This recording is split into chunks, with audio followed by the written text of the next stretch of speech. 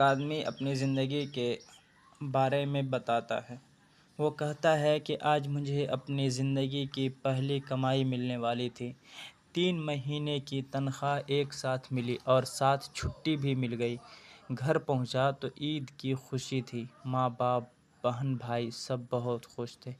میں نے ساری رقم والدہ کے ہاتھ پر رکھ دی۔ والدہ نے رقم کا تیسرا حصہ اللہ کی راہ میں خرچ کرنے کی نیت سے الگ کیا اور کہا کہ اس رقم سے ایک بیوہ عورت کے گھر راشن خرید کر پہنچا دینا، جو دور کے ایک محلے میں رہتی تھی۔ میں اسی وقت گیا اور راشن خرید کر لایا۔ گھر میں میرے لیے بہت سارے کھانے کا انتظام کیا گیا تھا۔ بہن بھائیوں کے ساتھ مل کر لذیذ کھانوں کے مزے اڑائے اور سفر کی تھکاوٹ دور کرنے کی غرض سے رضائی میں گھس گیا۔ آنکھیں نیند سے بوجھل ہو رہی تھی کہ اچانک اس بیوہ عورت اور اس کے یتیم بچوں کا خیال آیا۔ ارادہ کیا کہ ابھی جاؤں اور سامان پہنچا آؤں۔ طبیعت میں سستی تھی، سوچا کل پہنچا دوں گا، لیکن بعد میں خیال آیا میں تو بہت سارے کھانے کا مزہ لے چکا، کہیں وہ بچے بھوکے نہ ہو۔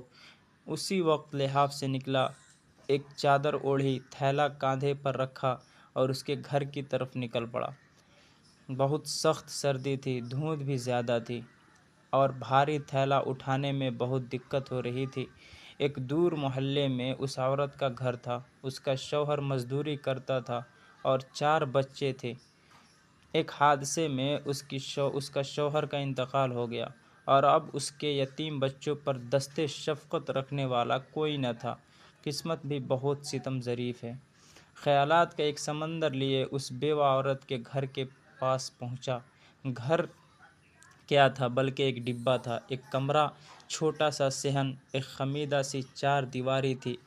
دروازہ کھٹکھٹایا تو ایک 5 سالہ بچی باہر آئی، جس کے چہرے پر پریشانی، خوف اور بھوک نمایاں تھی۔ میں اس کے چہرے کو تکے جا رہا تھا اور دل ہی دل میں دعا کر رہا تھا کہ اللہ کسی بچے پر ایسا وقت نہ لائے۔ اس بچی نے ایک پرانا سا جوڑا پہنا ہوا تھا اور شدید سردی میں ایک پھٹی پرانی جرسی پہنی ہوئی تھی۔ پاؤں ننگے تھے، وہ بھی اس سردی میں کہ پیروں کو جما کر رکھ دے۔ میں نے کچھ کہے سنے بغیر راشن والا تھیلا زمین پر رکھا اور تھیلے کو دیکھتے ہی وہ لڑکی بولی، کیا اس میں کھانے کا سامان ہے؟ یہ سننا تھا کہ میں حیران ہو گیا۔ ایک بار پھر اس نے یہی سوال دہرایا۔ میں نے ہاں انداز میں سر ہلایا۔ وہ بچی خوشی کے مارے چیختی چلاتی ماں کی طرف بھاگی اور یہ کہے جا رہی تھی، امی فرشتہ آ گیا، امی فرشتہ آ گیا، امی فرشتہ آ گیا۔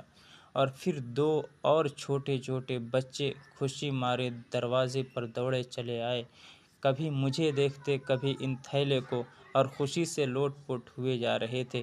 میری آنکھوں سے آنسو رواں ہونے لگے، ہونٹ کپکپا رہے تھے اور جسم میں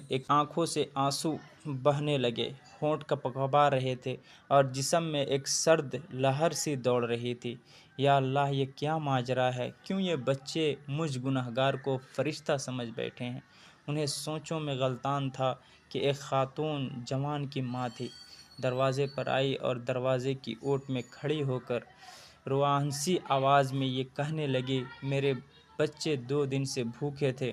غیرت گوارا نہیں کرتی کہ کسی کے آگے ہاتھ پھیلاؤں۔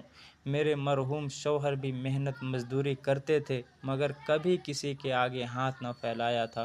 ان کے چلے جانے کے بعد ان کی دیکھ بھال کرنے والا کوئی نہیں۔